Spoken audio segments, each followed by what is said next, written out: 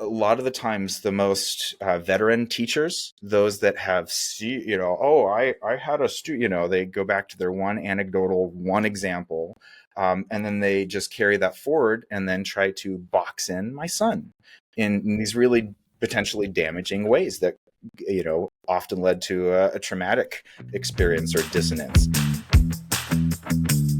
Episode 48, the Child to Parent Diagnostic Pipeline.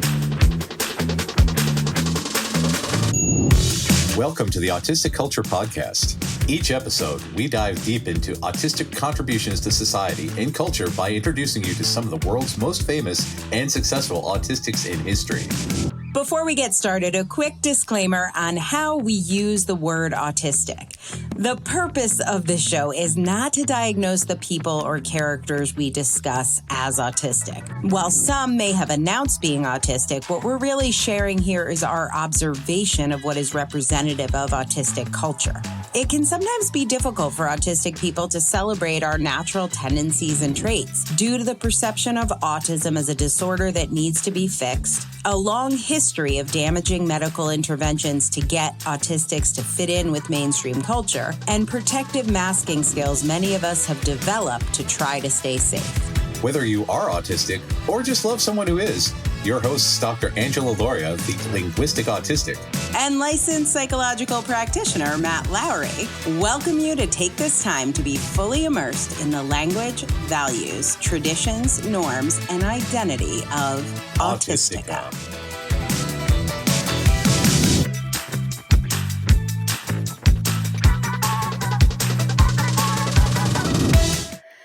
Well, hey, Matt.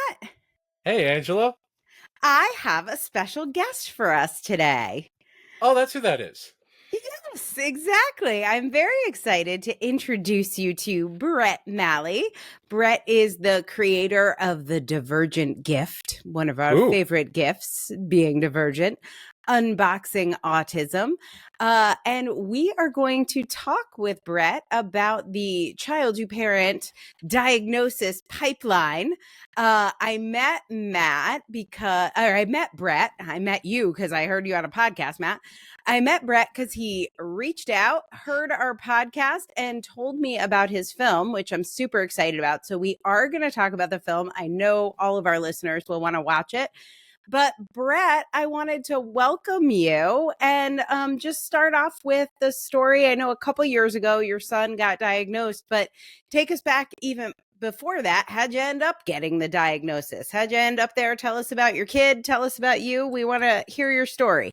Yeah, well, first of all, thank you so much for having me. This is so exciting. I've been hearing your guys' voices, and so this is wonderful to actually be here. So thank you, Matt. Thank you, Angela. That's a big story and an ongoing story. There's a film about it coming out pretty soon. Ooh, you should make it. To sort of condense it. So yeah, I mean, it's so interesting to unpack because now it's one of those moments that how is this not so obvious and caught? I mean, they couldn't put shoes on me until I was 6. It was moccasins only, no tags. I mean, I love, anything seems reasonable. And spinning. Yeah, perfectly reasonable. The foods, right? I would rather die than eat tomatoes or onions. Of course. But it's like, for real, and all these things that, and we look at it now with that hindsight 2020, and it's this aha moment. And then we're looking at my mom and my aunt and uncle, and we realize, wow, we have no neurotypicals in our family. and that's how, sorry to hit the microphone, that's how it makes sense and I'm hearing this interviewing a lot of people that also got a diagnosis in a similar fashion or in their own way, where it's this refrain is the accommodations from the neurodivergent, family members were just implicit for the ones that were supported in certain ways. And so for the late diagnosis, it wasn't caught. It's like, oh, that's just Bret, he's gonna Yeah, Brett's You just got it. gonna be Bret. You know what Sure. he's like. So, Good old Bret. or that's just Jimmy. He has to walk at that speed, and that's just Jimmy, And so the accommodations for kind of supportive family was great, but my son was the very first official diagnosis in our family, and from that process. And we're doing various schools, and he was being so misunderstood by educators, by they didn't understand the fluctuation of how he could do one thing one day and then really just not be able to another day, and trying to explain that. I have well over books worth of emails that I've sent in crafting it to a way that I know a neurotypical So would this get. happened when he was like 5, 6, 7, like just starting school, when you started so noticing stuff? So at first we moved to this is why it's such a long story. We moved to the town that we're at because they had a Waldorf school, which is what I went through, which worked for, the artsy, the, hippie family eclectic sort of lives that very much worked. It did not for my son. So when we first moved there, he's like, I could care less about gnomes and fairies. Give me something that has gears and that works, and I can. He just like all the imaginative stuff that was my autistic brain was different with his. And this is also something interesting. And so we're like, okay, he needs the chaos of the environment of all these kids doing their things to have more order. So we found this sort of college prep school from I guess kindergarten through third grade, where the kids had to have more parameters that worked for him. And so while that was good that they weren't allowed to be all in his face and there was just a bit more order, they started having that same rigidity around academics and expectations, all these assumptions, and very few sort of walk the walk of meeting the child where they're at. Like, no. We like to say it, but we don't actually like to do it because we've got classrooms full of kids. So while he was, experiencing this, and I'm trying to just translate what's going on to teachers, we started really looking at it. And, I was that parent that, oh no, I had even more sensory there. I did, that was my experience. And then my mom too. And so I have to live with a bit of that guilt of not seeing this for for more of how to advocate with an actual tool of a diagnosis, because it became a lever that we could finally use, even though it didn't change anything and I could still say all the same things, but now I can say, oh yeah, these doctors also said this, here's a lever. But even then, it wasn't enough. But during that process, to get to how did I end up here? During that process of going through that horrible, the questionnaire, the waiting period, and just that sort of nightmare, and then the teacher's comments and their hypercritical evaluation, and all of that. I was looking at those questions, and I'm like, oh, this is okay. Oh, and it just wait. Before we get to you, I want to stick with your kid for a second. So, please. So it was actually the school that started. Was it as part of an IEP? So since we did the private route, okay. So my wife is also neurodivergent and had such a horrible time. No kidding. I know. Shockers. Since she had such not great time with public schools, and then knowing our child, we really tried to find where is he at. To back up a little bit, right before we transitioned to that other school from Waldorf, we took a trip to DC. I have an aunt and uncle. He was a mathematician for NIH and engineers and all these things. And when he was talking with them as this little tiny tyke, he was having these huge conversations that were like at high school and college level and conceptual. I'm like, oh, little these are professor vibes. That's so cool. Yeah. So that's when we're like, oh, Waldorf, that's not his route. So, we had to, I was fully expecting, it's parenting is a wild ride for sure. Wild. But to come to terms with really listening to what he needed, we moved that way. So anyways, we kept doing the private school, knowing that for the supports that he needed, it needed to just have that kind of environment. But that ended up backfiring majorly because they were so rigid and they didn't understand the asynchronicity of how he could learn this underground river of how, even though he couldn't produce work, right? He couldn't just pump out blah, blah, blah, blah.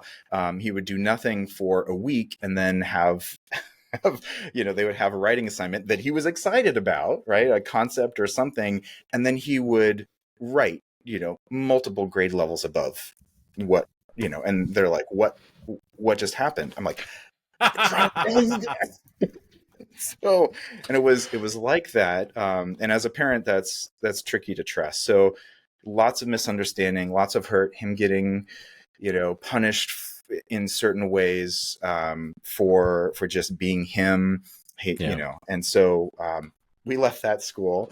But during that time, right at the very end, we finally got the diagnosis. So it wasn't the lever that we wanted, but it was like, we've been telling you, why have you not been listening to us? So. I want to stop there for a second. When you got the diagnosis, and Matt, I'd love to hear you chime in just in terms of your experience with giving parents diagnosis, because you've kind of talked about this a little bit on the show before, but was it like all good news? Was it congratulations on the autism, or were there mixed feelings? Were there fears about the future of your kid? Like, before we even get to you figuring out some of your stuff, what do you see, Matt?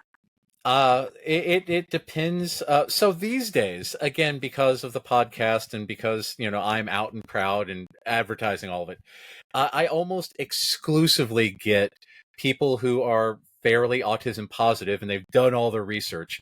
But in the past, especially when I took like Medicaid, there would be some people and I would say, congratulations, you have a hyper-connected brain. And then grandpa would be like, well, she can't be autistic because she's a girl. I want a second opinion. You don't know what you're talking about. Or one woman threatened to report me to the Senate because I gave an autism diagnosis. She said, you need weeks and weeks of research to do this. You can't do it in just one visit. And I was like, I can and did. So she got very upset. So and then also I would expect like different parents or grandparents, if they're about, would have different reactions. Like mom's excited and dad's like, this is a tragedy. Our child will never find love or gainful employment. Especially for mixed neurotype couples, because, inevitably, because this is the way, there's at least one parent, because autistic kids come from autistic parents. So if you're in a mixed neurotype couple where one partner is autistic and the other is allistic, or one partner is autistic and the other is neurotypical, the neurotypical parent is inevitably worried that the kid won't be quote unquote normal. And that causes issues, because then you say, but I'm just like that. Do you not feel that way about me? And that causes a lot of deeper stuff. And then I refer people for cross neurotype counseling because that's where the relationship counseling comes in. Exactly. But that's the thing. So there's a lot of people that I've had to explain that the A word is not bad. For instance, like someone would say, oh yes, my kid has dyslexia, dysgraphia, dyscalculia, ADHD, OCD. And like, you just don't want to say you just don't want to say autism. Is that it? Yeah, exactly. And that's where I have to be, introduce the hyperconnected brain and the whole immunity to mTORs, and that, we this is just the way of our people. And perhaps when you were growing up, did you accidentally run into walls and have a fascination with horses? Why, yes, I did. Excellent. When autistic people find a special interest, they go deep and have a lot of knowledge, even if they don't have that formal education background to go with it. If you want to capture your spin in a book, check out Angela's work at differencepress.com, differencepress.com, and find out more about becoming an author and establishing your credibility with a book. Your story resonates so well with me, because this is the pipeline. There are so many people that have because, I say, oh, yes, this is perfectly normal. Welcome to the club. And, the parent will say, am I autistic? And possibly. And they say, oh, well, I would like an evaluation too. Absolutely. So I get like all sorts of repeat It's business. Matt's private pyramid scheme. Exactly. Yeah. Selling the tisms. So what happened for you guys, Bret? Oh my gosh. Well, it was not an affirming thing. So our insurance is Kaiser Permanente, and that was just my condolences. Such a limited. I mean, in some ways it's good, but in this way it was not. So between the waiting period of just sitting there, and then when we got the assessment, they were very finally the in-person one, which is an hour and a half away from us. And anyway, that was his whole adventure. The assessment still had language such as, so it was very, it's a medical condolences. Thing. So ASD level 1, mild, high functioning, previously Asperger's. By the way, here's a link. Go to Autism Speaks. Of course. Yeah. Oh my God. And so that's in the paper. There were some other links, but that wasn't not in there. So, my son got the same thing when he got his god-awful neurotypical centered evaluation. It's terrible.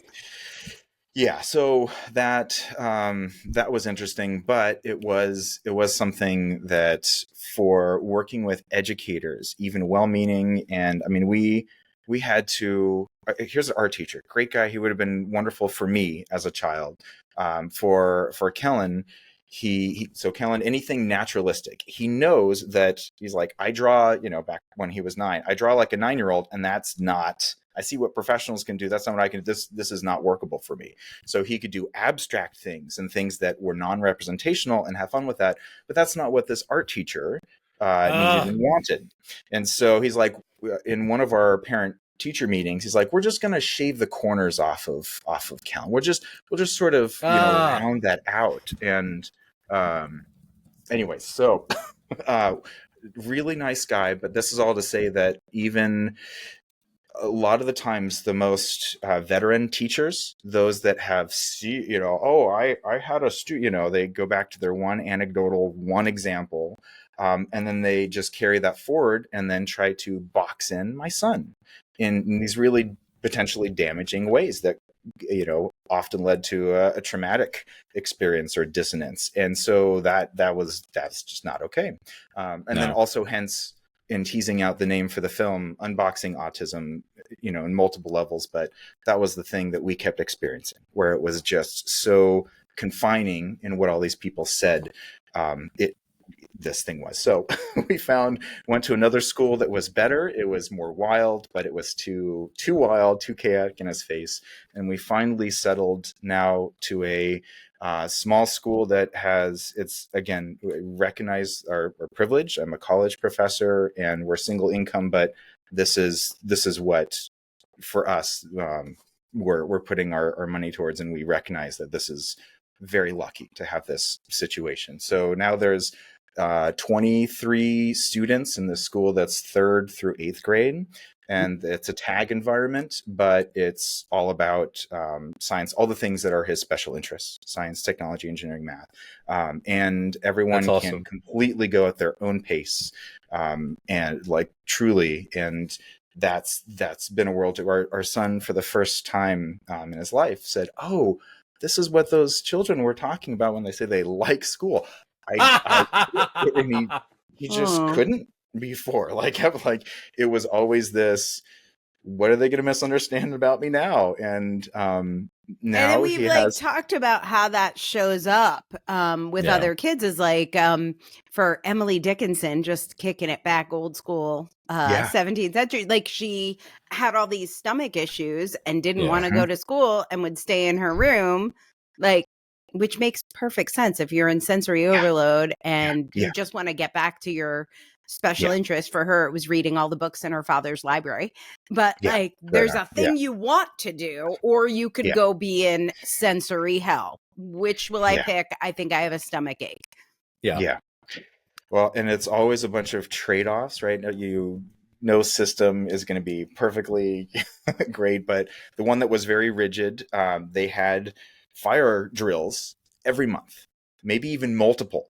And so for my son's sensory, his is sound, like sound, and then other things, but that, so he could never even focus on what they're doing, knowing that even if they told him, oh, there might be a fire drill this week, oh, learning's gone. Like that's Right. over. Like he's not. Why are they in such a flammable school? Oh my God. And it's like a castle. It's made of like mortar. It's not. There's like nothing flammable. Yeah. It's from the inventor of Gore-Tex. They made a little private school, so they had money. It's interesting, like going to school in an airport or something. But fascinating. The amount of the sensory things you can't. And the other one was great that they had. The one that we went to after was they had a giant mud pit, which was so perfect for Kellen and the sensory. Yeah, for anyway. That's great. Yeah. Oh my God. They could dig and they could do things. And so that part was great because, usually we just put on my son's waterproof pants and boots and, that's a way that he just so can be out there. But then other kids would kind of would do too much or not care enough to put on the right clothes and track it in. So it got banned and, all these things. So where we're at, he's allowed scooters. And so having that physical movement is such an important need. During the pandemic, he became an Olympic level yoga ball master where he can balance and do things on yoga balls. That's terrifying, but he incrementally can do, he can go up a couch cushions that are, 4 feet high and like, it's nuts. That's so cool. But he doesn't ever fall. So anyways, having that physical component. Have that. Did not get that one. Really good. Yeah, he very cautious. We have an indoor rope swing. Right. You just needed to move. And I understood that. I had that stuff too with the eclectic hippie house in the cottage in the woods. So this is the way. This is the way. But so that was the educational journey for Kellen so far, and it's just been wild. And then now that he has his own diagnosis and we're able to talk about that, and he gets to see snippets from the film, the interviews that I do, and he's like, yeah, that and that. A lot of, I make sure that I've these other things that I've watched it and I was there in person, so I know what they're going to say. But he just he sees, and I'm so grateful that there's this community out there of people that can just articulate the same things and the same ideas in their own, even if it's different, that he feels. And so him having his own advocacy to send things eventually to teachers that so misunderstood him, along with all these other people that are saying, yeah, me too, in this way. It's been huge. Me getting to film people is like having my own private TED Talk. So you get his diagnosis and then start to, I think it's kind of what Matt said about a lot of his clients, start to see those descriptions and see yourself in them. Did you actually self-diagnose or did you pursue a formal diagnosis? Yeah, so both, right? So it's kind of a 1-2 punch or a 2-1 punch. 1-2-1. So yeah, with his diagnosis and looking at all the things and then learning more about the culture and reading more Devin Price's book. And then sorry, my brain's going, I'm going to interview him next month. So yeah, this is the way. So, reading all these, other people that are more in the culture that experience it, that's been helpful, learning the language. And recognizing very different experiences, but this kernel of similarity that it's like we are cousins, even though being so completely different. There's this literal relation that resonates so strongly. Well, like that's the thing, like you're explaining the stack of cushions and like balancing on that. Like, no way could I balance on a yoga ball. I couldn't balance on one cushion, but I Right. do get it. Like in Yeah. how bad I am at Yeah. standing, like walking, like those basic things. One of Yeah. my Matt's gonna favorite tell kids. us why. One, Yes. one of my favorite, because again, you know, this is all proprioceptive sensitivities. One Yeah. of my favorite kids ever had a lot of family stuff going on, clearly autistic. And his method of self-regulation was to, you know, do this kind of stuff. So I had this, I still do. It's one of my treasured work things now, this wooden tic-tac-toe set with wooden X's and wooden O's. Okay. And he would, instead of playing with them, he would set the X upright, set the O on top of it, set the X on top, set the O on top, and build a little tower, right? Yeah. Okay. And then he was like, I wonder if I can stack an O on an O. And I was like, I don't know if you can, but I'd like to see it. So we just sat there and he just got into full-on Zen mode. Yep. Because there's the proprioceptive stuff, when you get Yes. inside your body like that, he Yes. stacked an O on an O. And I was Yeah. like, oh my God, that's fantastic. I Yeah. took some pictures. It was great. I wonder if I can stack 3 O's. And I was like, I don't think you can, but let's try. And I would often offer this as a thing for my kids. I've only seen it happen twice. And both times it was like a miracle. And we were just like, oh my God, such beautiful Autistic commune joy, with the- people. Yeah, it was what. So this kid, he was having a particularly bad day, and he said, "Hey, could we have some pizza?" And I was like, "I'll make you a deal. We'll do some stacking, and if you can stack, I'll get you a Little Caesars pizza." And he's like, so he made a bridge out of toilet paper. He wrapped with my desk chair. There's 2 arms on the desk chair, so he wrapped toilet paper around there, and he was going to stack 2 O's on the toilet paper. And he said, "If I can do this, get me a pizza." And I was like, I don't think that's going to happen, but if you do, I will get you a pizza. So it took him like a half hour, but he did it. And I was like, well, you go back to class. I'm going to go get you a pizza. So I brought him a pizza. He had his friends in. They had a little pizza party. The school staff was like, you can't bring in outside food, never do it again. But, you know, the kid, he had a good day because he was able to focus using that proprioceptive prowess. Yeah. And Right that's how Right he on. got outside of his body. Like, I could literally never do that, but I can feel the buzz in my body Yes. when I do. Yeah, Like yeah. for me, it's sorting. Like, oh my God, Oh, no. alphabetizing Same books. thing. Yeah. Same thing. Absolutely. Holy, like the Yeah. just the joy, and it's like a buzziness, and like you're like took a half an hour. I know for me, it would feel like it's not even like it feels like a minute. It feels like no time. It's No just time. like timeless Yeah, time. Exactly, because you're in the zone. When you're in the zone, time does not exist. Yeah. Isn't there a term for that? Yeah. Something flow. Capital F flow. Csikszentmihalyi. Yeah. I cannot spell Csikszentmihalyi's name, but if you look up flow psychology on Wikipedia, you'll read all about it. And Csikszentmihalyi described the quote unquote autotelic personality with high intrinsic motivation, low rewards, basically described us to a T. Yeah. And that's the reason why we are able to do such magnificent things when we're intrinsically motivated, because we get into the flow state and we could do, like, again, when your son is doing the science instead of this other stuff. And that's the thing, because I put a link in the show notes to Harry Chapin's Flowers Are Red. Have you all heard the song? Oh, no. Tell us about it. Okay, so I hope that everyone listens to this, because as you were talking about how your son's teacher said, no, do it like this. This is the song, because Harry Chapin talks about a boy who goes to school, paints flowers all the colors, and the teacher says, no, flowers are green and red. There's a way to do everything, young man, a way things must be. So the song talks about the teacher beating it into this child that there's only one way to draw flowers. And finally, the kid goes to a place where he can draw flowers of any color, and they encourage him. But he's so dejected that he only draws flowers as red. Yeah. And it's been one of those things that and the Women Folk Little Boxes, which we'll also include in the show notes because I love those songs.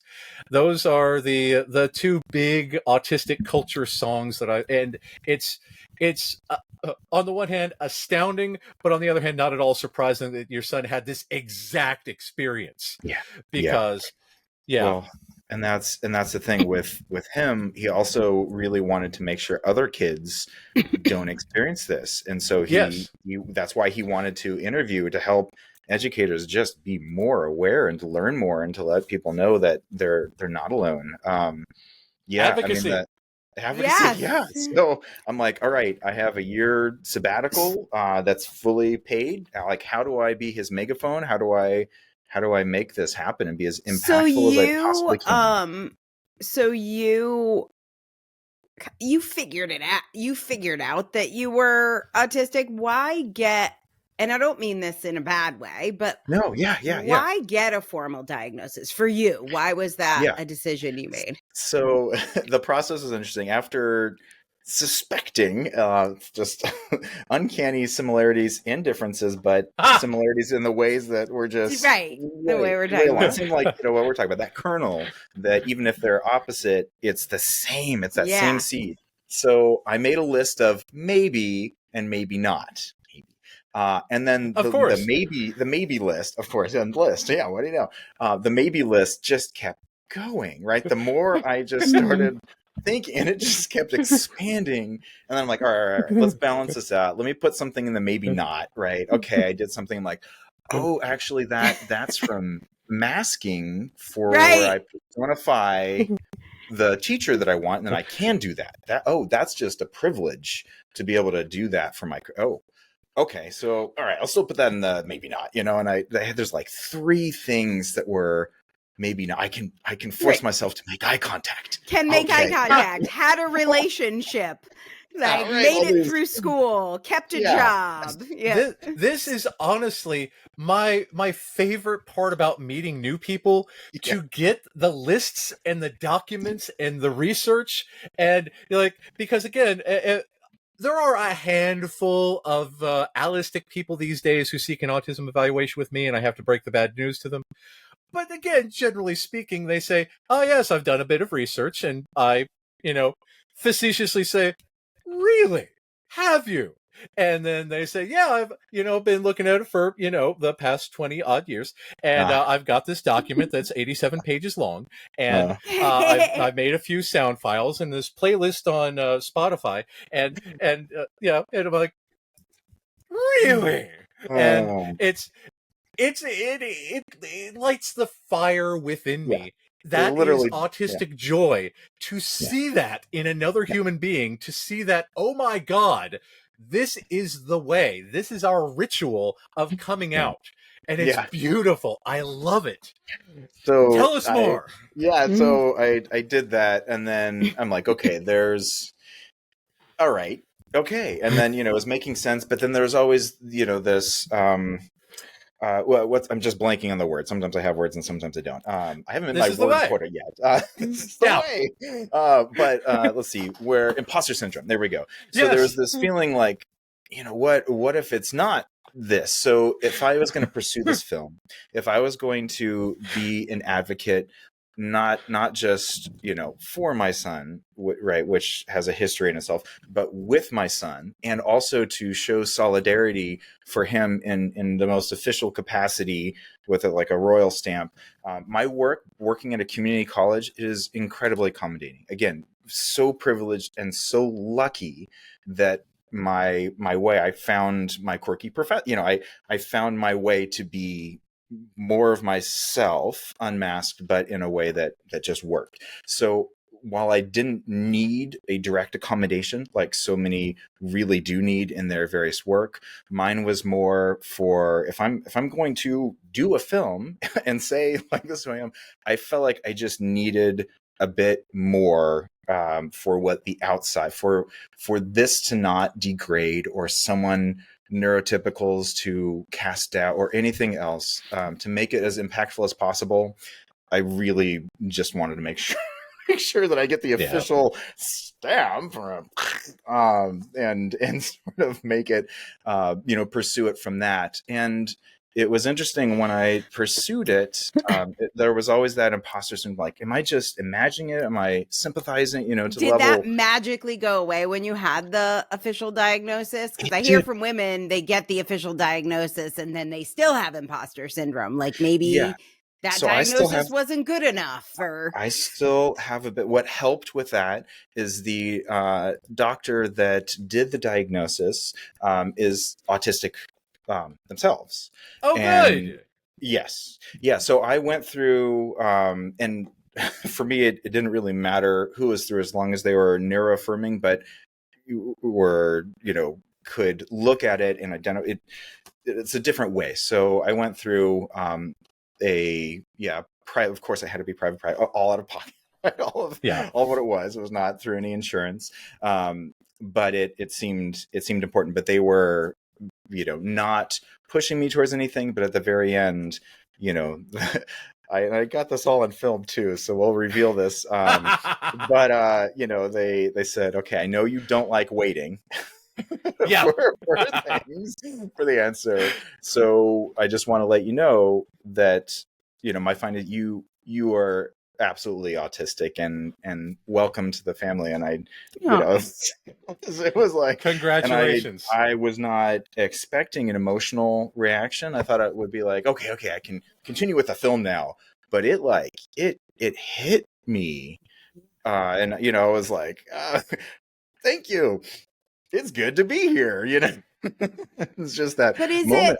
Is it that rewriting? You started talking about this earlier and I pulled you back, but is it like the grief of rewriting how things could have been different if you knew when you were Kellen's age? Like, is that, you think, what hit you? My journey was so supported in this bizarre route, and my masking was such that I didn't stand out in a way for bullies. So many of the common refrains that I'm hearing, for me, it just finally made sense of literally everything. It just was like, click, right? Someone's doing some puzzle deep in a, cave and somewhere, and they have to get into there, and they do that final pivot, and then all the machinery just unfolds, and it's this futuristic alien spaceship. That's what, for me, it was that final click, and then just processed everything from papers, from undergrad of identity. And I'm like, well, that's a complex question. I couldn't even talk about the gray of all of that. And anyways, how I talk, how I write, the things I create, the things that I notice, the things I feel, that, everyone's like, oh, that's just Bret. And it's not just me. I'm just so excited to have a community and talk to you two and all the other people that I've been able to communicate. I just got back from a trip to the UK, and I had to pivot from one of the subjects they were interviewing. And so we got Joe James, the autistic photographer. Ah, yes. And we have like similar facial hair, and we were like literally Family. and all the things that we resonated with. We're like, oh, we're literally cousins somehow. I mean, we're not related, but so now we're just autistic cousins. So now we call each other cousin.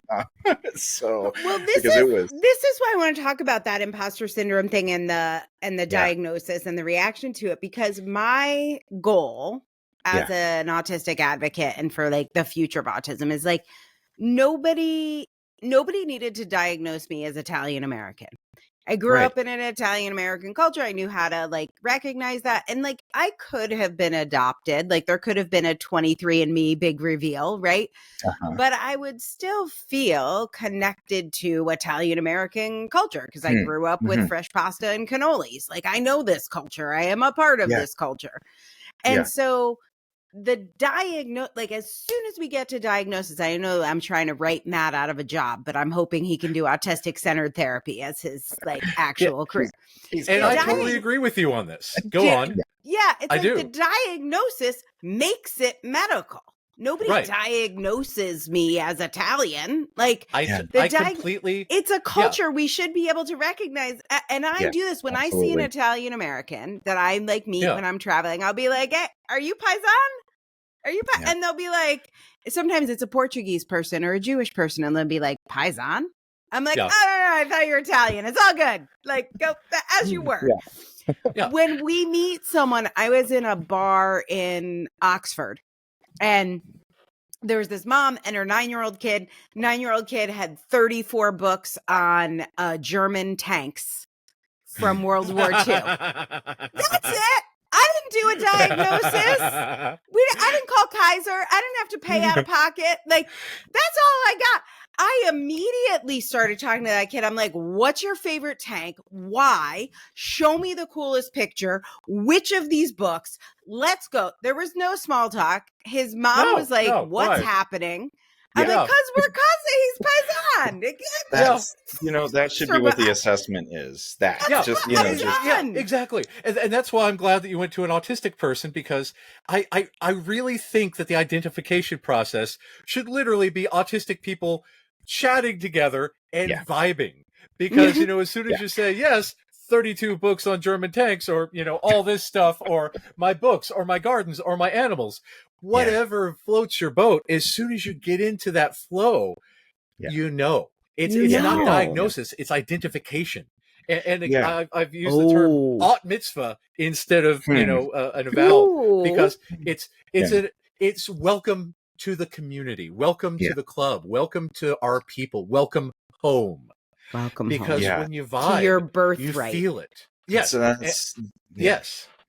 So in interviewing such a range of individuals so far, there's complexity in getting a diagnosis. Some need accommodations for work, so it all comes back to what they need. So for me, I feel like I needed it, for my son to just see like, no, hey man, like this is us here. And then same thing as a lever for his school and working with educators. For my work, I'm again fortunate, not so much, but there are some that in order to do the things that they want, that it has to be medicalized, and it shouldn't be. It should just be exactly what you're talking about, Angela, where it's just like, no, this is the kind of neurotype that you have, and you should get these accommodations. I mean, that should just be a 1-to-1, and it's not. And then to complicate it, you have things like race and culture. It's not yet. But, if someone gets a diagnosis, talking to Marenike, that could be weaponized against them. Yeah. And it could jeopardize their ability to, not their ability, but their perceived ability to be the incredible parent that they are.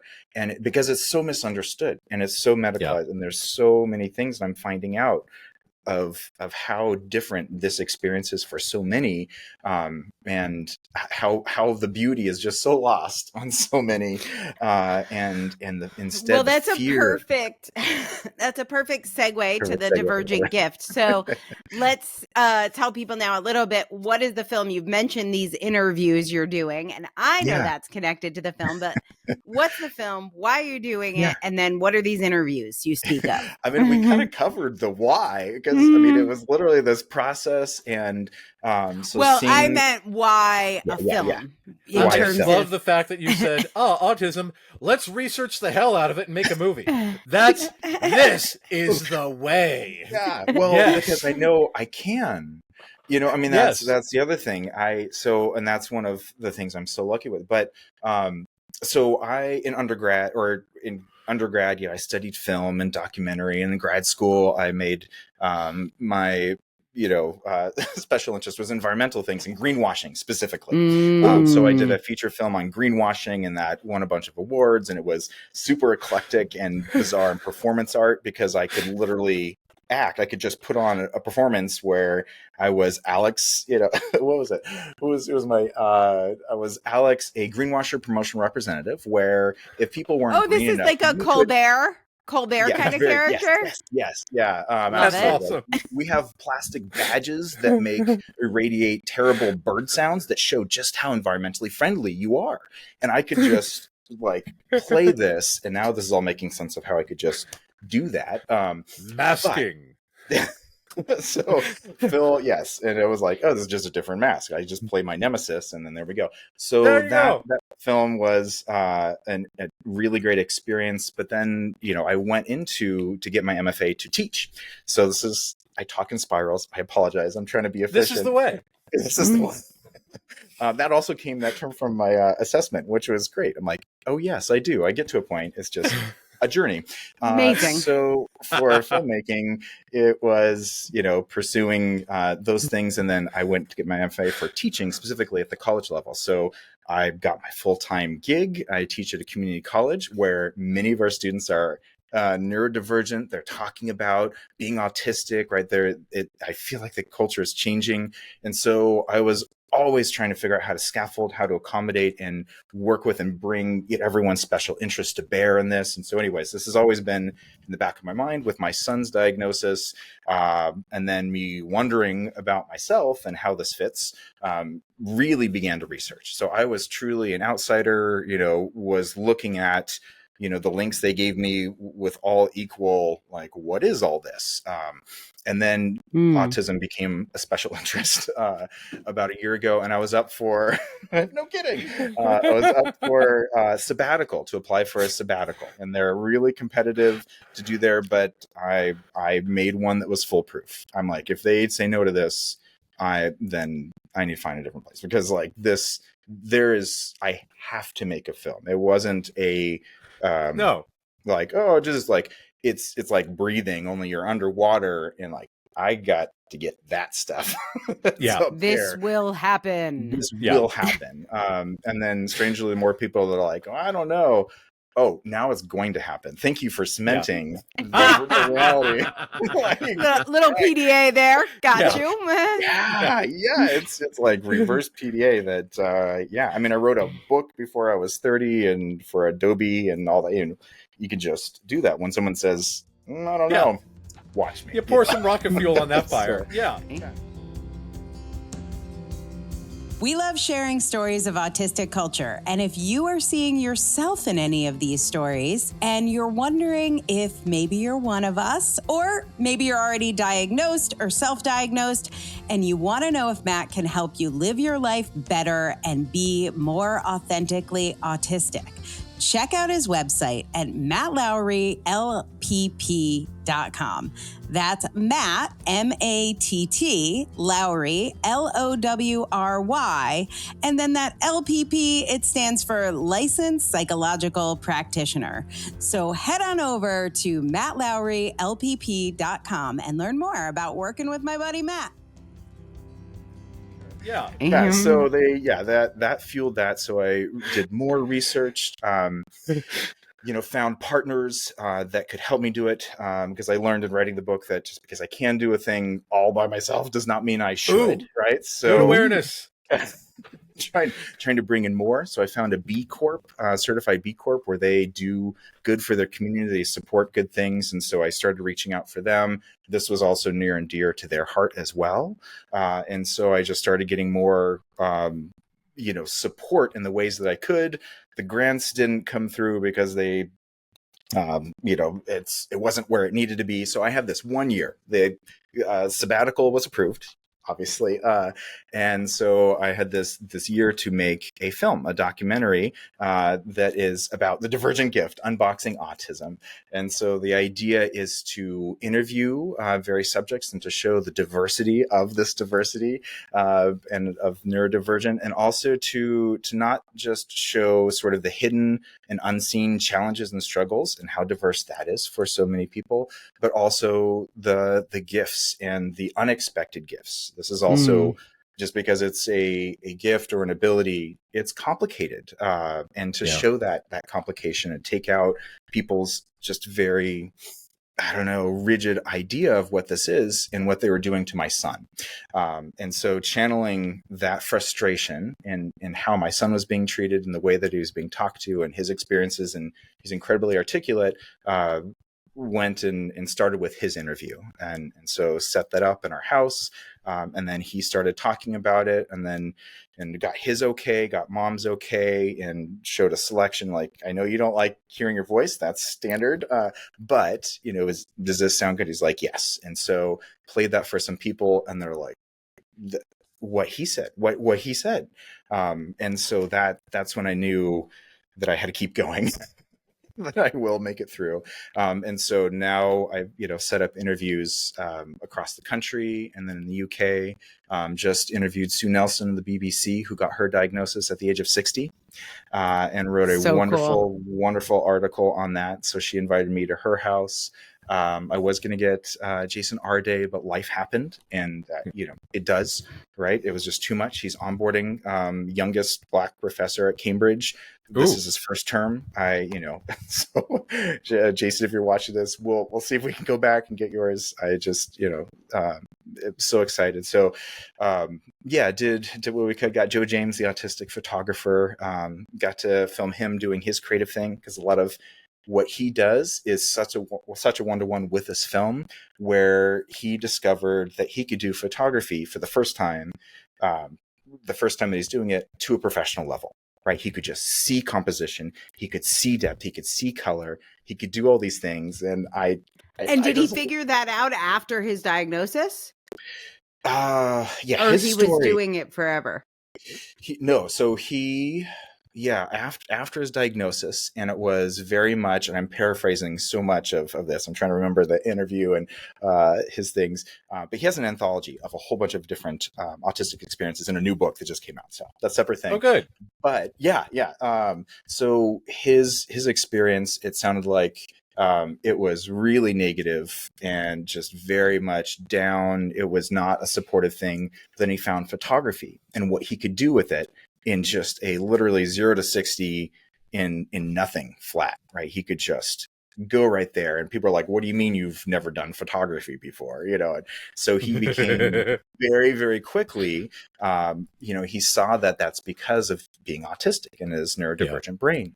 And so that became his form of advocacy of like, look what this is just one example of many. And so he used that as a really great example for autistic positive identity and building that. And so his kind of story is much of the same idea behind this film, is showing that it's complicated, not talking about past traumas or those things, but really showing what this culture, what this mindset, or what the autism can really allow. Whether it's known, maybe it's just in how deeply someone feels about something, or what they can create or bounce on a yoga ball, all these incredible things that are just not recognized the way that they should be. And so that's the idea of this film, is how to bring more attention to that. I don't know if you heard our Questlove episode, but I did. Yeah. Okay, one of my favorite things about that is like his stem was spinning anything. Yeah. And so his dad, who's a music guy, was like, spin these record albums. And then he becomes one of the world's best DJs, and then gets into music history, African-American music history, because his dad's music collection, because he's looking at the pictures and the names and memorizing them while he's stimming. His stim becomes his special interest because it wasn't pathologized. It was like, spin the records, kid. Let's go. Yeah. What are we missing while we're sending kids to ABA and trying to fix them? Yeah. Like if we sent Questlove to ABA, we don't get the world's best African-American music historian. Yeah. And that's the thing. The ABA is all about making people, quote unquote, indistinguishable from peers instead of letting us be extraordinary. Yeah. And it hurts. If you have a Questlove contact, please let me know. That's the perfect interview, right? Listen, I've sent him about 10 requests to be on our show. So when we get him, we will send him your way. Okay. Because really that exemplifies, I think, so much wonderful beauty about the culture and so much of what's misunderstood, and how, and it's not vocalized that he's autistic. Not that everyone needs to. Everyone should be able to I mean, he does talk about it. He talks about it in his autobiography. He was diagnosed. But in some of the earlier ones, he would not mention it. And that's the stigma. So this is the other component of the film, is how do we drop that, or at least lower the heck out of that stigma, so people can just be the people they are. right? Yeah. And make that okay, so we can get more Questloves, and we can get, more, Joe, James, the autistic photographer, and, and see, we'll see where my son's going. But it's it's a lot to still fight and to bring to the conversation. And we'll I'm so new say to so this. that the world can get more of Bret Malley and the Divergent Gift. We're going to make sure in the show notes we link to the trailer. I know when I saw the trailer, I was like, we got to get this guy on here. I think you are also, you are taking producers, so people can join the team as a producer, kind of donate to the production and be a part of it. Yeah, we just picked up the fiscal nonprofit, or nonprofit fiscal sponsor. There we go. Right words. Dyslexia is also fun. Pick any order. Yeah. Through the Portland Art Museum, which Ooh, is lovely. huge. And so that's very exciting. So we'll pretty soon have a donation. We just did a round of fundraising, and that sent me and equipment to the UK. And so we'll have another round to hire. Oh, this is the other component. We're visualizing a lot of the experiences and illustrating and animating and creating collaboration with neurodivergent and autistic artists to collaborate with the interview subjects and to bring things to life in ways that are not just interesting, but illustrative and then resonant. And so it's also a bit of a collaborative thing. So yes, there will soon be a new donation link that will add to it so we can pay at professional wage the neurodivergent artists that we're going to be hiring for the next part of this film. So, oh my God, we love that. We will definitely have those links in the show notes so Wonderful. You can find Bret, and also so you can tell everybody about this movie when it's out and when it's on the festival circuit. Track it down at your local film festivals. Listen, Bret, I normally end the show by asking, what do you love about being autistic? I think you just gave us that. So I'm exempting you from the question, and I'm going to flip it over to Matt to tell us all, what did you love most about being autistic this week, Matt? I just got in the mail some presents for my son. He is a big Thomas the Train fan. And again, the current incarnation of Thomas has autistic writers, has an explicitly autistic character in Bruno. And I just got some color changing cars, a Thomas and a Percy. When you put Percy in hot water, he turns blue, and when you put Thomas in hot water, he turns green. So they swap colors, and he is just going to freak out because that's exactly the kind of thing that he is going to like. When he is excited, he is incredibly excited because of the autistic joy. And I love seeing his reaction to things. And when he loves something, the world lights up for me. So it's going to be a great, great thing. Well, I just relate so hard to that. We all have neurodivergent sons, and I'm just feeling the love for all of our boys. So to Emmett and Jesse and Kellen, we're going to dedicate this episode of the Autistic Podcast to you and your divergent gifts. Bret, thank you so much for being our guest. If you like this, if you want to know more, like, comment, share, subscribe, all the things you're supposed to do those things. And if you don't know how to do any of those things, just drop us an email at info@autisticculturepodcast. That's what Bret did, and that's how he ended up here. So thanks, Bret. Thank you so much, Angela. Thank you, Matt. Have a great day. Have a good one. Bye, everyone. Thanks for listening to the Autistic Culture Podcast. If you like this show, you can help other people find it by taking a few minutes to rate and review on Spotify or Apple Podcasts. You can find out more about writing your book with me at differencepress.com. That's difference, DIFFERENCE, press, PRESS.com. Or getting a psychological evaluation or consult with me at www.mattlowrylpp.com. That's MATT, Matt Lowry, LOWRY, LPP, as in licensed psychological practitioner.com. We hope you enjoyed today's episode. And remember, no one ever changed the world by being like everyone else.